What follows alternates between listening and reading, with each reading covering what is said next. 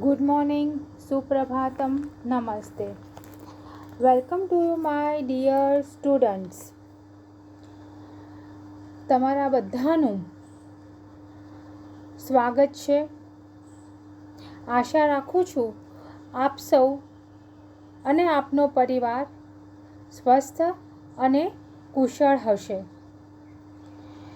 હવે અભિજ્ઞાન શાકુંતલના આપણે યુનિટ 1 અને 2 અંતર્ગત આપણે 3 અંકોનો અભ્યાસ કરી ચૂક્યા છીએ અને હવે યુનિટ 3ની અંદર આપણે અભિજ્ઞાન શાકુંતલનો અંક 4 આપણે અભ્યાસક્રમમાં ભણવાનો છે અને ચોથા અંકના આપણે નાટકના સંવાદો તરફ વધીએ તે પહેલાં આપણે થોડીક ત્રીજા અંકના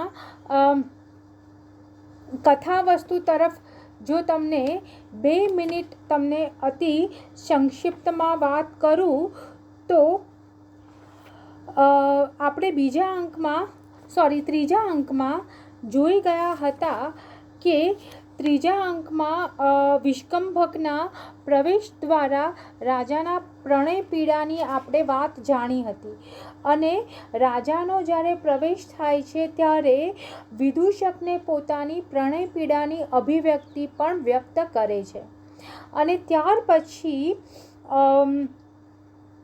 જે શકુંતલાની સખીઓ છે શકુંતલાની સખીઓ આગળ પણ શકુંતલા પોતાની પ્રણય પીડાનો ભાવના વ્યક્ત કરે છે અને ત્યાં ગાંધર્વ વિવાહની ભૂમિકા સર્જાય છે. એવી વાત આપણે ત્રીજા અંકમાં જોઈ ગયા હતા અને બંને પ્રેમીઓનું મિલન થઈ રહ્યું છે ત્યારે પછી બંને સખીઓ આ રાજા અને શકુંતલાને એકાંત આપી અને અમે મૃગબાળને મદદ કરવા જઈએ છીએ એમ બહાનું કાઢીને લતા મંડપની બહાર જતા રહે છે અને ત્યાં આગળ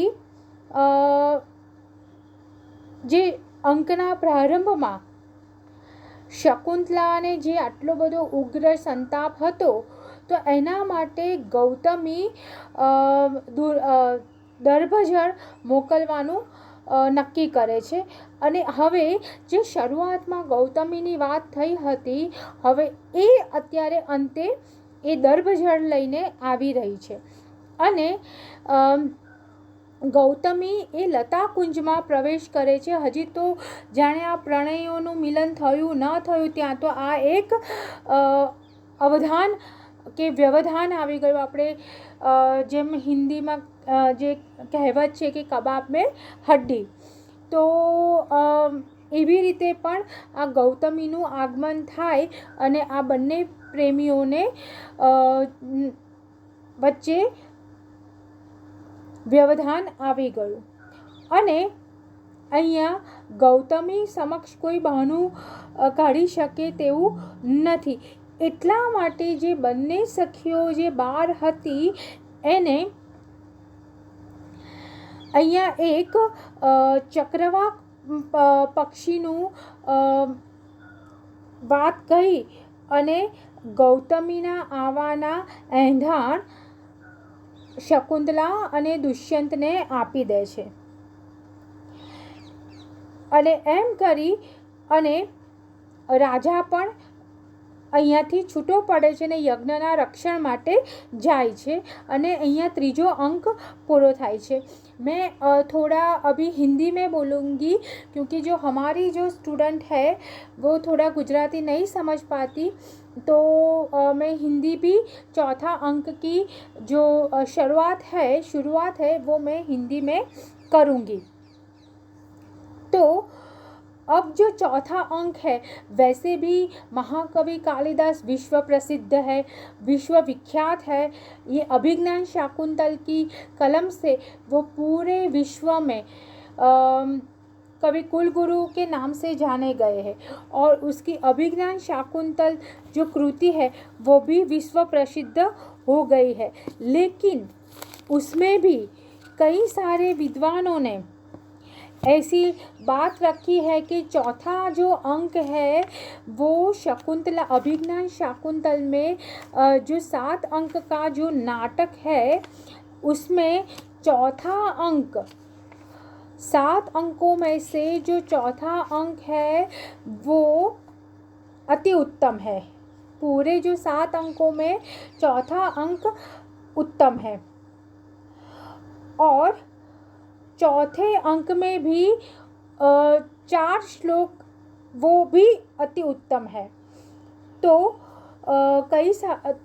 हम ये जो विद्वानों ने बताया है कि नाटकों में अभिज्ञान शाकुंतल उत्तम है और अभिज्ञान में भी चौथा अंक और चौथे अंक में भी 4 श्लोक श्रेष्ठ है। तो ये श्लोक क्या है?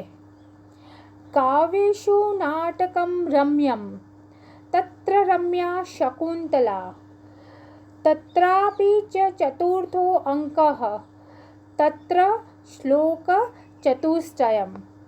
इसका अर्थ है काव्यों में नाटक रमणीय है।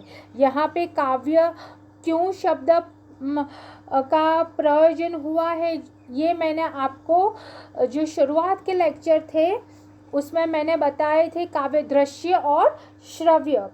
तो ये है दृश्य में आता है नाटक, राइट। इसीलिए यहाँ पे काव्य शब्द का प्रयोग किया गया है। तो इसका अनुवाद है काव्यों में नाटक रमणीय है अर्थात उत्तम है और नाटकों में भी शकुंतला अर्थात अभिज्ञान शाकुंतल रमणीय है, मनोहर है, उत्तम है। उसमें भी चौथा अंक और चौथे अंक में भी 4 श्लोकों है वो श्रेष्ठ है।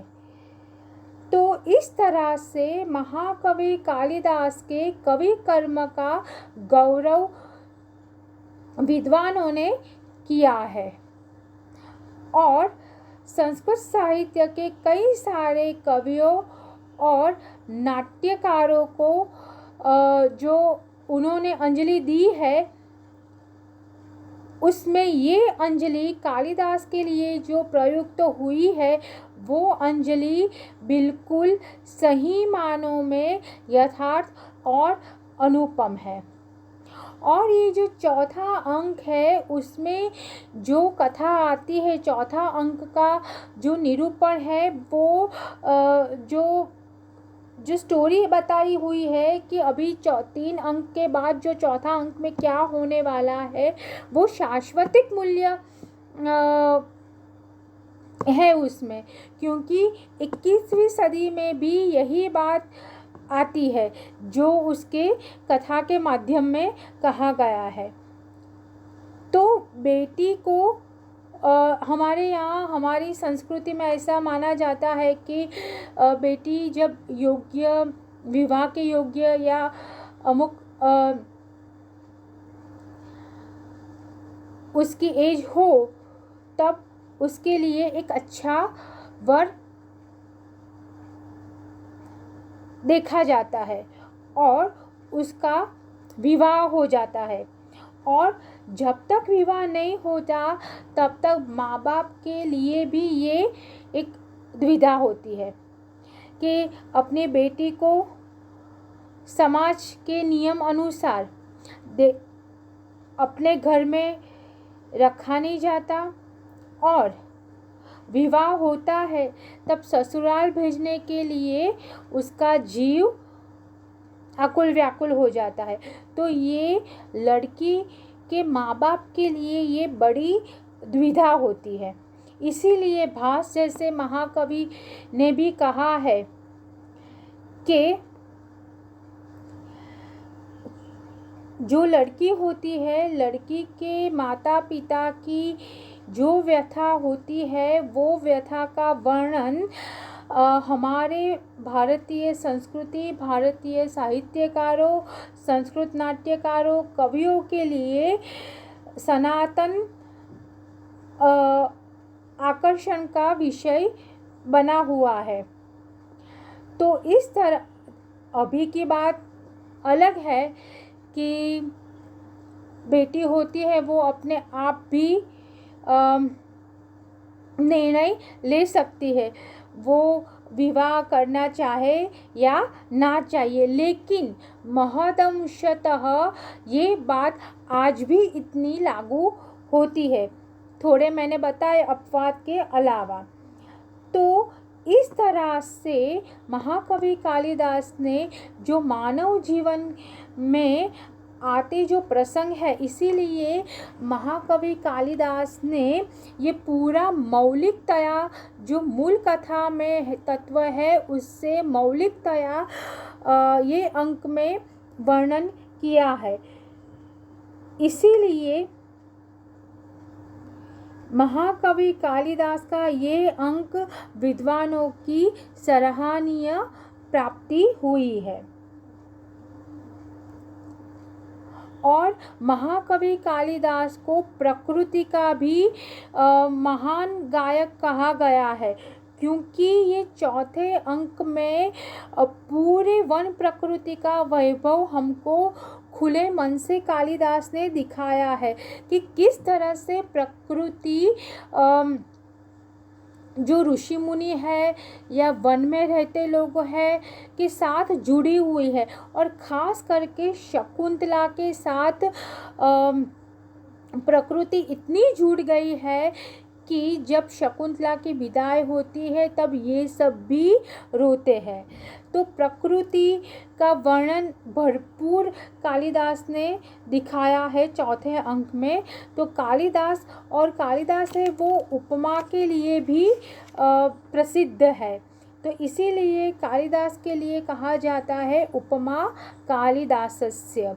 तो कालिदास की ये जो चौथे अंक की जो कथा है, तो उस पे हम आए तो चौथे अंक में कौन कौन सी घटनाएं होने वाली है।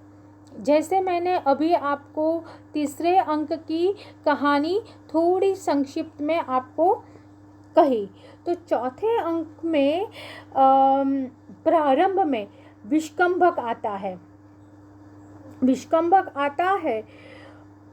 उसमें हमको पता चलता है, जैसे चौथा अंक है वो अगले जो अघटित होने वाली कुछ बातें होती है, जैसे आगामी कुछ खराब होने वाला कुछ होता है जिसका हमको कुछ एहसास हो जाता है। जैसे गुजराती में कहा जाता है कि अगर खराब थवानुं छे एना अनर्थना एंधाण, कि कुछ अच्छा बुरा होने वाला है उसकी प्रतीति ये चौथा अंक है।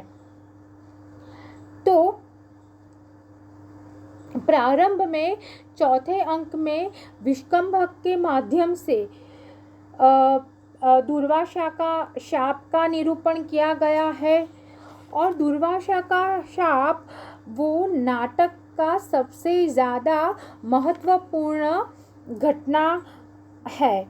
और फिर उसके बाद दुर्वासा के शाप के बाद शकुंतला की विदाई की तैयारी का निरूपण है, और लास्ट में शकुंतला विदाई का दृश्य, यानी कन्या विदाई का, शकुंतला का विदाई दृश्य का निरूपण कालिदास ने किया है।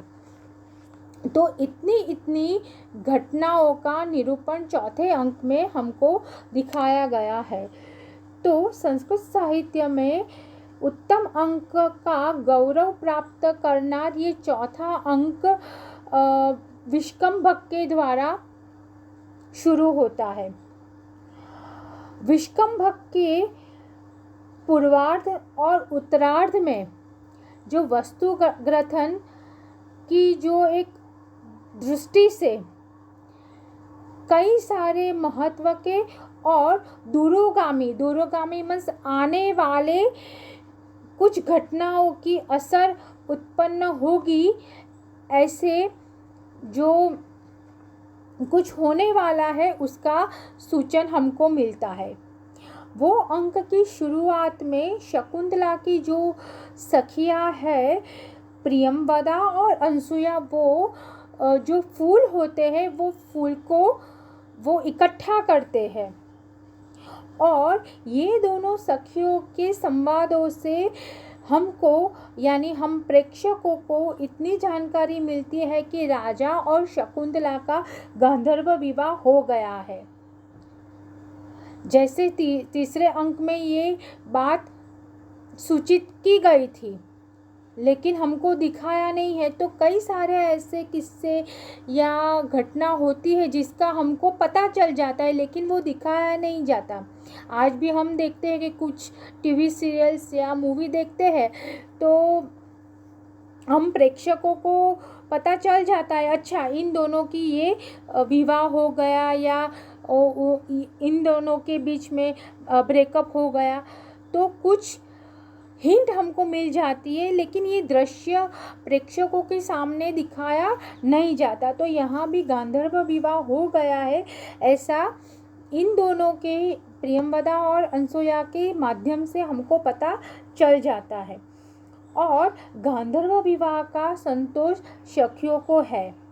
और गांधर्व और एक दूसरी इम्पॉर्टेंट बात हमको ये भी मालूम पड़ती है कि राजा दुष्यंत जो राक्षसों के विघ्न डालता था ऋषियों के यज्ञ में, तो वो भी आज संपन्न यज्ञ कार्य है वो दुष्यंत की सहाय से संपन्न पूरा 100% संपन्न हो गया है। इसीलिए राजा का यज्ञ कार्य खत्म होते वो आज अपने नगर में पाटनगर में वापस लौट गया है। अभी राजा यहाँ पे नहीं है, गांधर्व विवाह भी हो गया है। तो फिर सखियों को चिंता सताती है कि भाई वो गांधर्व विवाह तो हो गया, लेकिन राजा अपने नगर में अपने अंतःपुर में जाके शकुंतला को भूल तो नहीं जाएगा ना। यहाँ पे अंतःपुर क्या होता है, तो जो राजा का महल होता है, और मैंने पहले भी आप सभी को बताया कि राजा मतलब पहले के समय पे एक से ज़्यादा पत्नियाँ हुआ करती थी, बहुपत्नीत्व प्रथा का रिवाज था, मतलब प्रथा थी। तो राजा के महल में अंतःपुर एक भवन होता था, एक राजमहल होता था, वहाँ पे सिर्फ स्त्रियों को ही प्रवेश मिलता था, क्योंकि ये रानियों का मतलब स्त्रियों का वास था। तो इसमें कोई मतलब राजा की बहुत सारी मतलब पत्नियाँ थी, तो इसीलिए यहाँ पे हमको बताया गया है कि अंतःपुर में वो आसक्त तो नहीं हो जाएगा ना, क्योंकि वहाँ उसकी एक से ज़्यादा पत्नी थी। तो ये शंका भी शकुंतला की सखियों को होता है। इस विचार से अनसुया बड़ी चिंतित है। फिर प्रियंवदा होती है, वो राजा की पर्सनालिटी होती है, राजा का जो व्यक्तित्व होता है, तो प्रियंवदा कहती है कि भाई हमने राजा का व्यक्तित्व तो देखा है, तो इसीलिए तुम उसमें शंका मत करो। फिर उन लोगों को एक दूसरी बात भी याद आती है कि भाई महर्षि कण्व तो है नहीं। अगर महर्षि कण्व को शकुंतला और दुष्यंत के गांधर्व विवाह की बात पता चलेगी, तब कण्व मुनि का भी क्या प्रतिभाव होगा, वो भी एक चिंता करती है। लेकिन प्रियंवदा है, वो बोलती है इसमें कोई चिंता का कारण नहीं है, क्योंकि कर्म मुनि इसीलिए तो शकुंतला का जो उनको पहले से पता चल गया था कि कुछ अघटित होने वाला है, इसीलिए तो उसके समन के लिए वो तीर्थ यात्रा पे गए थे। और प्रियंवदा कहती है कि ये तो कुदरत का ही किया गया है, कुदरत को ही ये सब मंजूर है। इस तरह से प्रियंवदा अनसुया को दिलासा देती है। और यहाँ पे अब कहानी में ट्विस्ट आता है। जो मैंने बोला था कुछ अघटित होने वाला है, तो क्या अघटित होने वाला है?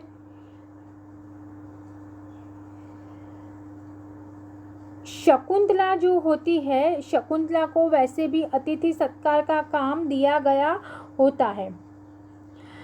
तो यहाँ पे शकुंतला शून्य मनस्क बैठी अपनी पर्णकुटी के पास शून्य मनस्क बैठी होती है।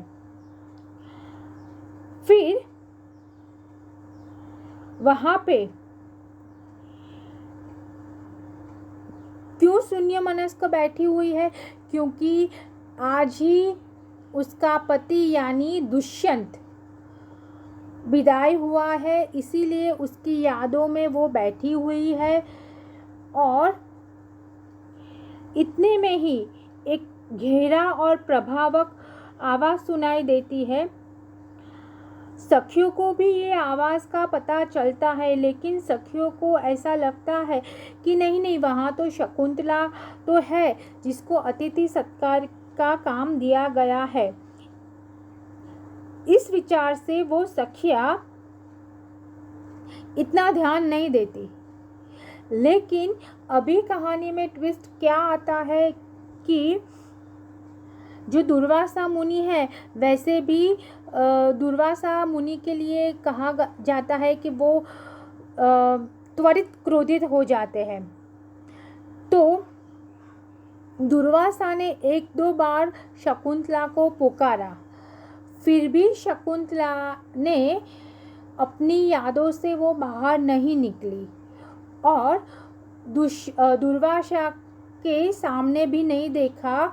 वो दुष्यंत की यादों में ही खोई हुई थी। उसको उसके सामने कोई खड़ा है या उसको पुकार रहा है, ये सब उसको पता ही नहीं था। वो शून्य मनस्क हो गई थी। लेकिन ऋषि तो इतने गुस्से में हो जाते हैं कि वो बोलते हैं कि वो उसको शाप दे देते हैं, दुर्वासा मुनि, कि तू जिसको याद करती है वो ही तुमको भूल जाएगा। तू जेने याद करे छे ए ज तने भूली जशे। ऐसा शाप शकुंतला को दे देते हैं। और हमारी भारतीय साहित्य में, संस्कृत साहित्य में देखो तो एक शाप है, वो कुछ हुआ नहीं कि ऋषि मुनियों ने शाप दे दिया, कुछ हुआ नहीं ने उसके कमंडल में से जल निकाला और दे दिया। शाप भी दे देते हैं और बाद में इसका निवारण भी हो जाता है। तो हमारे ये नाटकों में या पुराणों में देखोगे या कोई भी कथा साहित्य में देखोगे तो शाप है वो, और उसका जो उपाय है वो ठहर ठहर हमको देखने को मिलता है। और ये प्रसंग कालिदास ने अपनी तरीके से, इतनी अच्छी तरीके से उसको दिखाया है कि इसके लिए भी कालिदास की प्रशंसा विद्वानों ने की है। तो अभी शाप तो दे दिया। शकुंतला जो शून्य हृदया है, शून्य मनस्क है, उन्हें ने तो ये पता ही नहीं है कि उसके सामने कौन खड़ा है या उसको शाप मिला है। लेकिन जो बाजू में रहेली जो सखिया होती है, खड़ी सखिया होती है, वो प्रियंवदा ये बात सुन के हैरान हो जाती है। और घबराहट में जो अनसुया होती है उसके हाथ में तो पुष्प की जो छाप थी वो भी गिर जाती है। प्रियंवदा ऋषि के पैर पकड़ लेती है और उनको विनती करती है कि भाई हमारी सखी तो भूली है, उसको तो कुछ पता ही नहीं है, वो ऐसे ऐसा कुछ हुआ है, तो वो दुष्यंत के विचारों में खोई हुई है, वो बेचारी भोली है, निर्दोष है, निर्दोष लड़की है, तो आप कुछ करो।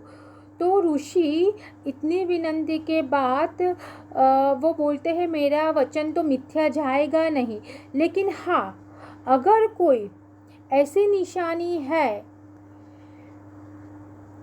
कोई ऐसा घरेणा है या कुछ ऐसा ऑर्नामेंट्स है निशानी के तौर पे, वो देखने से वो शाप दूर होगा। वो ऑर्नामेंट्स देखने से उसको सब याद आ जाएगा।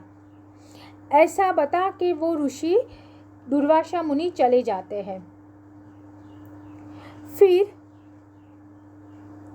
सखियों, अभी देखो यहाँ पे और एक महत्वपूर्ण बात है। महत्वपूर्ण बात क्या है कि राजा जब अपने नगर में वापस जाने की तैयारी करता था, तब राजा अपने के मैं नहीं हूँ, लेकिन ये मेरी निशानी है, कौन सी, वीटी रिंग, उसको दे जाता है शकुंतला कि जब जब तुम मुझे याद करोगी तब ये वीटी को देखना, तो ये तुमको अच्छा आश्वासन मिलेगा। तब सखियों ने क्या सोचा कि राजा ने वैसे तो शकुंतला को ये वीटी तो दी हुई है, इसीलिए शकुंतला को तो वो जब वीटी देखेगा तब पहचान जाएगा। तब यहाँ पे शकुंतला नाजुक हृदया है, शकुंतला को आघात लगेगा कि अरे ऋषि ने उसको ये शाप दिया है। तो ये दो सखियाँ शकुंतला को ये शाप के बारे में बताती ही नहीं है। क्यों नहीं बताती? क्योंकि जैसे मैंने बोला कि सखियों को ऐसा लगता है कि शकुंतला के पास वो वीटी है, और वीटी देख के कुछ ऐसा होगा, अगर दुष्यंत शायद भूल जाएगा तो वो वीटी देख के शकुंतला की वापस याद आ जाएगी। तो ये पहले हम देखेंगे। उसके बाद जो मैंने बोला कि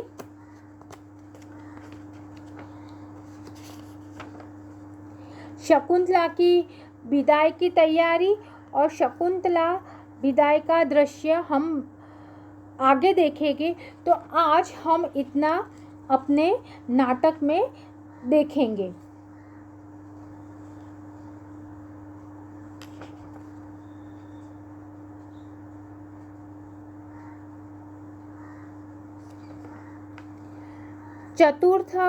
चतुर्थो अंकः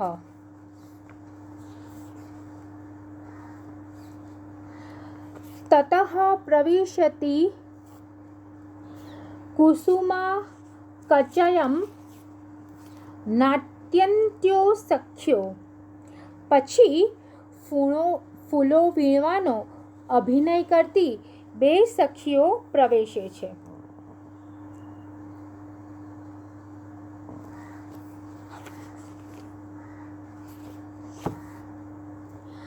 અનસૂયા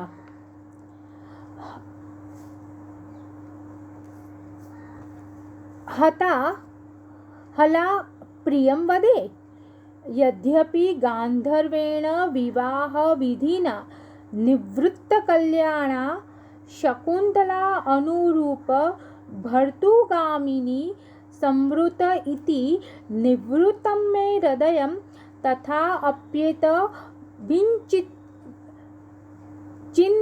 चिंतनीयं। अनसुया અલી પ્રિયમવદા, જોને ગાંધર્વ વિધિથી કલ્યાણ પામેલી શકુંતલા અનુરૂપ પતિને પામનારી બની છે, એ વાતથી મારું હૃદય સંતુષ્ટ છે। તો પણ આટલું વિચારવાનું રહે છે। એટલે આપણને અહીંયા અમે અગાઉ કહ્યું એ પ્રમાણે ગાંધર્વ વિવાહ થઈ ગયા છે એ વાત સ્પષ્ટ દેખાય છે। પ્રિયંવદા કથમિવ પ્રિયંવદા શું વળી? અનસૂયા અદ્ય સ રાજર્ષિ ઇષ્ટં પરિસમાપ્ય ઋષિભિઃ વિસર્જિત આત્મનો નગરં પ્રવિશ્ય અંતઃપુર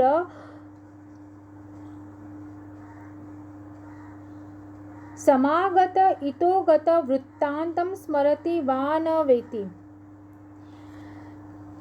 અનસૂયા કહે છે, આજે યજ્ઞની પૂર્ણાહુતિ થતાં ઋષિઓ દ્વારા રજા અપાયેલા તે રાજર્ષિ પોતાના નગરમાં પ્રવેશીને અંતઃપુરમાં સમાગમ પામીને અહીં બનેલ વૃત્તાંત યાદ કરે છે કે નહીં?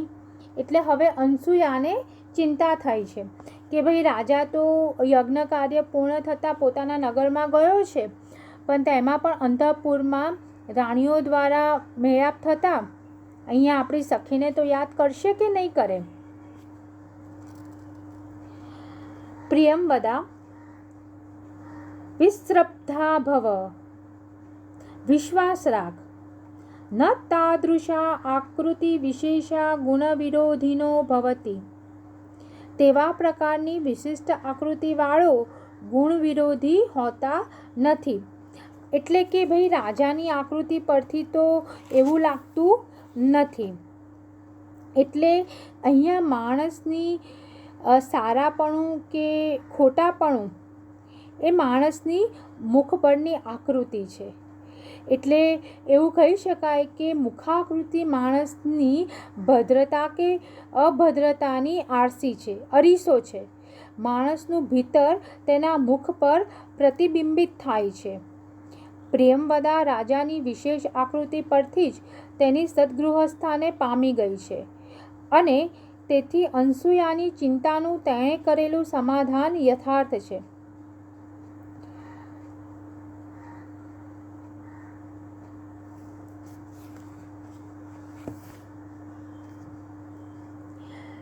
किंतु तात इदानीम इव श्रुत्वा न जाने किम प्रतिपत्त्यस्य इति.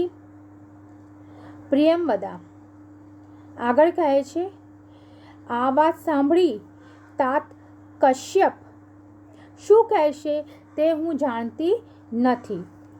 અનસૂયા યથા અહમ પશ્યામિ તથા તસ્યા અનુમતમ ભવેત. મને લાગે છે તે રીતે જોતા તેમના આ લગ્નમાં સંમત થશે. પ્રિયંવદા કથમિવ શાથી? અનસૂયા ગુણવતે કન્યકા પ્રતિપાદનીયે અત્યમ તાવત પ્રથમઃ સંકલ્પઃ તમ યદિ દેવ એવ સંપાદયતિ નન્વ પ્રયાસેન કૃતાર્થો ગુરુજનઃ. અનસૂયા કહે છે, ગુણવાનને કન્યા આપવી એમ તાતનો આ પ્રથમ વિચાર છે. તે જો દેવ પોતે જ પૂરા કરે તો વડીલ વિના પ્રયાસે કૃતાર્થ થયા ગયા. એટલે અહીંયા અંશુ એમ કહે છે કે ભાઈ જે વ્યક્તિ યોગ્ય રીતે હોય, ગુણવાન હોય, બધી જ રીતે યોગ્ય હોય, અત્યારે પણ આપણે એમ જ જોઈએ છીએ, તો એવાને કન્યા આપવી જે ગુણવાન હોય. તો કે એ આપણા પિતાનો આ પ્રથમ વિચાર છે. અને જો કુદરત પોતે જ એ કાર્ય પહેલાં કરે તો એમાં આપણા તાતને કોઈ એટલે કે આપણા પિતાને કોઈ વાંધો હોઈ શકે નહીં.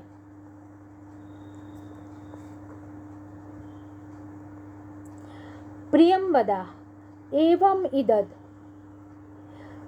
પુષ્પભાજનમ વિલોક્ય સખી અવચિંતાની બલિકર્મ પર્યાપ્તાની કુસુમાની. એમ જ છે, ફૂલની છાબડીને જોઈને સખી પૂજા કર્મ કરતા ફૂલો વીણાઈ ગયા છે. અનસૂયા નનુ પ્રિય સખ્યાઃ શકુંતલાયાઃ સૌભાગ્ય દેવતા અર્ચનીયા. અનસૂયા પણ પ્રિય સખી શકુંતલાના સૌભાગ્ય દેવતાની પણ કરવાની છે ને. પ્રિયંવદા યુજ્યતે બરાબર છે. ઇતિ તદેવ કર્મારેભતે બરાબર છે. બંને તે જ કામનો અભિનય કરે છે. નેપથ્યે પડદા પાછળ. હવે અહીંયાથી દુર્વાસા મુનિના શાપનો પ્રસંગ ચાલુ થાય છે. અયમ અહમ ભોહો, આ હું આવ્યો છું. અનસૂયા કર્ણ દત્વા સખી અતિથિ આનિમ ઇવ નિવેદિતમ. અનસૂયા કહે છે કાન માંડીને સખી જાણે માનનીય અતિથિનો અવાજ લાગે છે, એટલે કે જાણે કોઈ અતિથિ આવ્યું હોય એવું લાગે છે. પ્રિયંવદા નનુ તજ સનિહિતા શકુંતલા. શકુંતલા કુટીરમાં હાજર છે. આત્મગતમ સ્વગત. અદ્ય પુનરદયેના સન્નિહિતા. પણ કહે છે ભાઈ કહે છે પણ આજે હૃદયથી ગેરહાજર છે. એટલે પ્રિયંવદાએ એવું પૂછે છે કે ભાઈ શકુંતલા હાજર તો છે ને મનમાં, પણ અનસૂયા કહે છે કે એ આજે હૃદયથી ગેરહાજર છે. એટલે હાજર છે પણ હૃદયથી, એટલે એનું હૃદય જે વિચારો કોના છે? દુષ્યંતના. એટલે હાજર હોવા છતાં પણ ગેરહાજર છે. એટલે ઘણીવાર સ્ટુડન્ટને ક્લાસમાં હું કહેતી હોઉં છું કે બધા ફિઝિકલી તો બધા પ્રેઝન્ટ છે, પણ મેન્ટલી મનથી હૃદયથી કેટલા પ્રેઝન્ટ છો? બરાબર.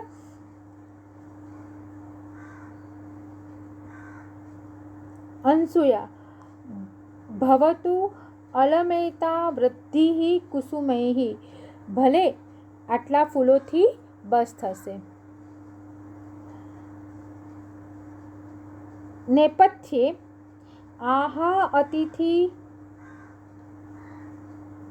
પૌરભાવિની.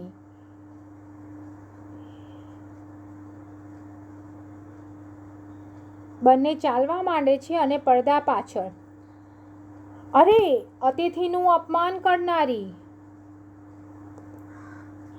વિચિંતયંતી યમન્ય અન્ય માનસા તપોધનમ વેત્સી ન મામ ઉપસ્થિતમ સ્મરિષ્યતિ ત્વામ ન સ બોધિતોપી સન્કથામ પ્રમતઃ પ્રથમ કૃતામ ઇવ. એ કહે છે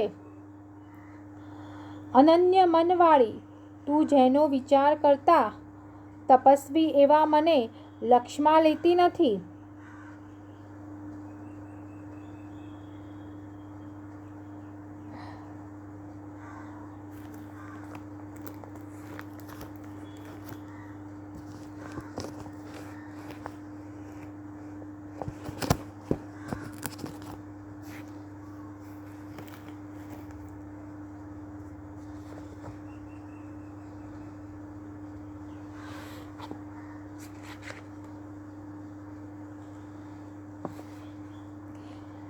તો દારૂ પીધેલ માણસ પહેલાં કરેલ વાતને યાદ ન કરે તેમ યાદ અપાવવા તને ભૂલી જશે. એટલે હવે ઋષિએ એને શાપ આપી દીધો.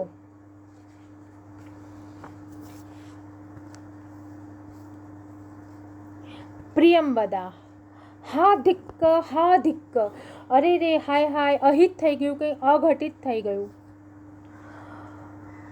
અપ્રિયમેવ સંવૃત્તમ કસ્મિનપી પૂજા હે અપરાધા શૂન્ય હૃદયા શકુંતલા. શૂન્ય હૃદયા શકુંતલા કોઈક પૂજા યોગ્ય વ્યક્તિની અપરાધી બની છે. એટલે હજી સખીઓને ખબર નથી કે કોણ આવ્યું છે, ખાલી એ લોકોના કાને પડ્યું હતું કે ભાઈ કોઈ અતિથિ આવ્યું છે. પુરતો અવલોક્ય આગળ નજર કરીને ન ખલુ યસ્મિન કસ્મિન્નપી જેવા તેવાની નહીં. એશ દુર્વાસા અરે ભાઈ, આ તો મહર્ષિ દુર્વાસા છે. સુલભ કોપો મહર્ષિ, એવી રીતે શાપ આપીને.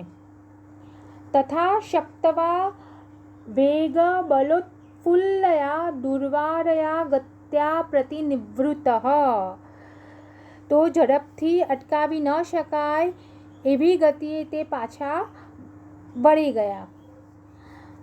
અનસૂયા કો અન્ય હુત વહાદગ્ધુમ પ્રભવષ્યતિ ગચ્છ પાદયોઃ પ્રણમ્ય નિવર્ત્ય યાવદ અહમ અધો કુસુમ કલ્પયામિ. અનસૂયા, અગ્નિ સિવાય બીજો કોણ બાળવામાં સમર્થ છે?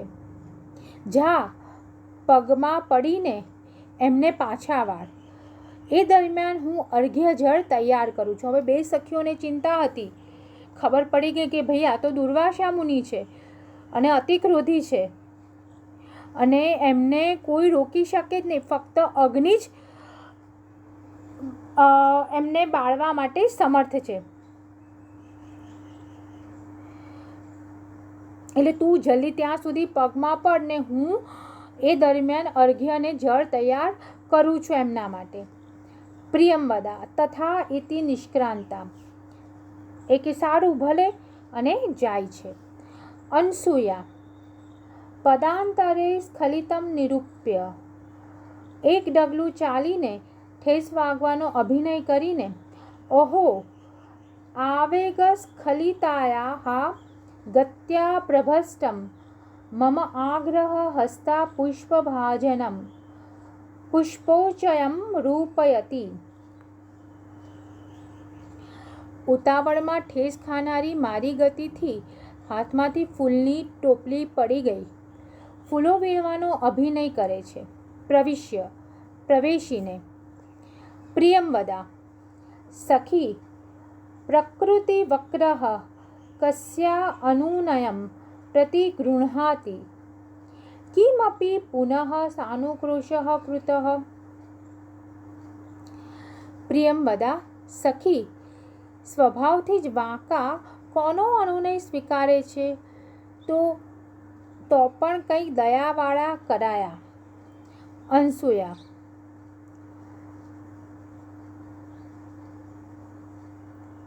સા તસ્મિન બહવેત અપી કથય, હસીને તેમને માટે એ ઘણું કહે. એટલે એ લોકોએ દુર્વાસા મુનિને પગ પકડીને મનાવી લીધા છે.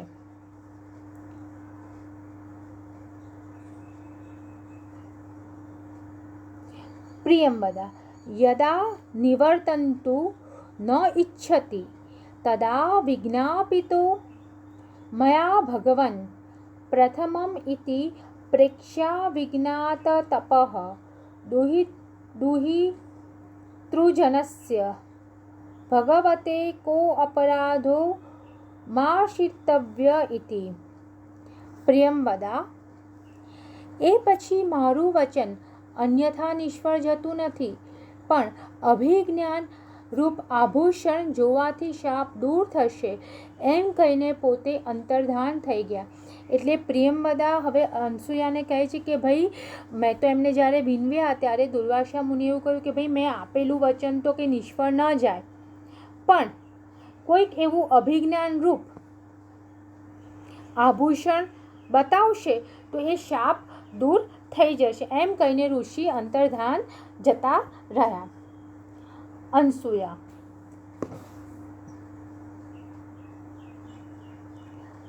તતઃ પછી એટલે હવે અનસૂયાને આગળ જાણવું હતું કે પછી શું થયું. અનસૂયા શક્યમ ઇદાનીમ આશ્વસિતુમ અસ્તિ તેન રાજર્ષિણા સંપ્રતિસ્થેન સ્વનામ ધેયા અંકિત અંગુલિકયમ સ્મરણીયમ ઇતિ સ્વર્યમ પિનદ્વમ. અનસૂયા કહે છે હવે આશ્વાસન લેવું શક્ય છે. એટલે કે કેમ એવું કહે છે કે ભાઈ હવે આપણા માટે રાહત છે. કેમ? તો કહે છે તે રાજર્ષિએ જતી વખતે પોતાના નામથી અંકિત એવી વીંટી યાદગીરી તરીકે પોતે જ શકુંતલાને પહેરાવી છે.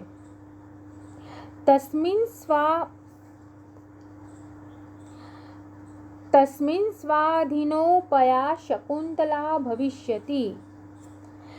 તે વિશે શકુંતલા સ્વાધીન ઉપાયવાળી રહેશે. એટલે સ્વાધીન ઉપાય એટલે કે શકુંતલાના હાથમાં રહેશે. એટલે આ જે શાપની અવધિ કેવી રીતે પૂર્ણ થશે કે ભાઈ કોઈ આભૂષણ જોશે તો. એટલે સખીઓની નિરાશ થાય છે કે ભાઈ રાજાએ તો જતી વખતે શકુંતલાને પોતાની યાદમાં વીંટી આપી જ છે, એટલે શકુંતલાને વાંધો આવશે નહીં. પ્રિયંવદા સખી એહિ દેવકાર્યમ તાવ નિવર્તયાવહ. પ્રિયંવદા કહે છે સખી ચાલ એ શકુંતલાના સૌભાગ્ય દેવતાની પૂજા કરીએ. પરિક્રામતઃ આજુબાજુ ફરે છે. પ્રિયંવદા વિલોક્ય અંસૂયે પશ્યતાવત વામહસ્તો પહિત વદના લિખિતેવ પ્રિય સખી ભર્તુગતયા ચિંતયાત્મનામ અપી ન એષા વિભાવયતિ કિમ પુનરા આગંતુકમ. પ્રિયંવદા જોઈને કહે છે અનસૂયા જો તો ખરી, ડાબા હાથ પર મુખ ટેકવીને જાણે ચિત્રી હોય તેવી આપણી પ્રિય સખી બેઠી છે. એટલે તમે જો અહીંયા શકુંતલા કેવી રીતે બેઠી છે કે ડાબા હાથ પર પોતાનું, તમે કલ્પના કરો ને આ બધું વિદ્યાર્થી મિત્રો, તમારે આ સાહિત્ય કે આ નાટક જ્યારે એ બધા સંવાદો આવે ત્યારે તમારે કલ્પના તમે જેટલી કરશો એટલું તમને વધારે નેચરલી ફીલ થશે. તમને બધું પોતાની આપમેળે સમજાઈ જશે. તો જેમ કોઈ કન્યા આવી રીતે વિરહમાં બેઠી હોય તો કે ડાબા હાથ પર પોતાનું મુખ ટેકવીને જાણે ચિત્રી ના હોય, એટલે આમ જાણે ચિત્ર ના હોય એવી આપણી પ્રિય સખી બેઠી છે. પતિ વિશેની ચિંતાથી તે પોતાની જાત પણ ઓળખતી નથી. એટલે કે હવે અત્યારે દુષ્યંતમાં એટલી બધી ખોવાઈ ગઈ છે કે પોતાની જાતને પણ ઓળખતી નથી. પછી આગંતુકની તો શી વાત, તો પછી કોઈ અજાણ્યો આવે કે કોઈ ઋષિમુનિ આવે તેની શી વાત. અનસૂયા પ્રિયંવદે દ્વયો એવ નનુ નૌમુખ એષ વૃત્તાંત તિષ્ઠતુ રક્ષિતવ્યા ખલુ પ્રકૃતિપલેવા પ્રિય સખી. પ્રિયંવદા આ બહુ મહત્વની વાત છે. પ્રિયંવદા આ વાત આપણા બેના મોંમાં જ ભલે રહે. કોમળ સ્વભાવવાળી આપણી સખીને રક્ષવાની છે. એટલે હવે બંને સખીઓ એવું વિચારે છે કે ભાઈ આ શાપની વાત આપણા બંને વચ્ચે, કારણ કે શકુંતલાને આના વિશે આપણે કશું જ કહેવું નથી, કારણ કે એ આમ પણ નાજુક છે અને દ્રશ્ય જોશે કે ભાઈ મને શાપ મળ્યો છે તો એ વધારે દુઃખી થશે. અને આમ પણ એની પાસે તો વીંટી છે, એટલે કદાચ જો કોઈક એવો પ્રસંગ આવે તો એ વીંટીના માધ્યમથી શકુંતલાને ઓળખી જશે. એટલે પોતાની સખીઓને રક્ષવા માટે એ આ વાત શકુંતલાને કહેતા નથી.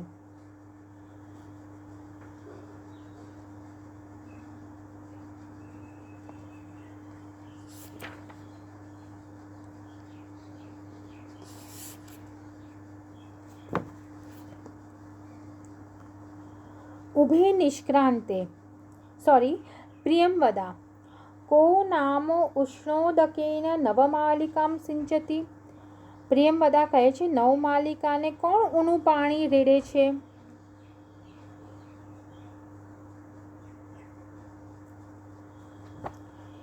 ઉભે નિષ્ક્રાંતે બંને જાય છે. ઇતિ વિષ્કંભક, વિષ્કંભક સમાપ્ત થાય છે. તો આપણે આ વિષ્કંભકના પ્રસંગથી આપણે દુર્વાસા શાપનો પ્રસંગ જોયો. અને બીજું વિદ્યાર્થી મિત્રો ખાસ કે MCQ માટે પણ તમારે આવા બધા જે સંવાદો છે એમાંથી તમને MCQ માટેના પ્રશ્નો પણ તમારે શોધવામાં તમને મદદરૂપ થઈ પડશે. તો આશા રાખું છું કે આપ આ ચોથા અંકના આટલી માહિતી તમે સૌ કોઈ વ્યવસ્થિત સમજ્યા હશો. તો હવે પછીના વ્યાખ્યાનમાં આપણે આગળના દ્રશ્યોની વાત કરીશું. આપ સૌને શુભેચ્છાઓ. Stay home, stay safe and take care. Thank you.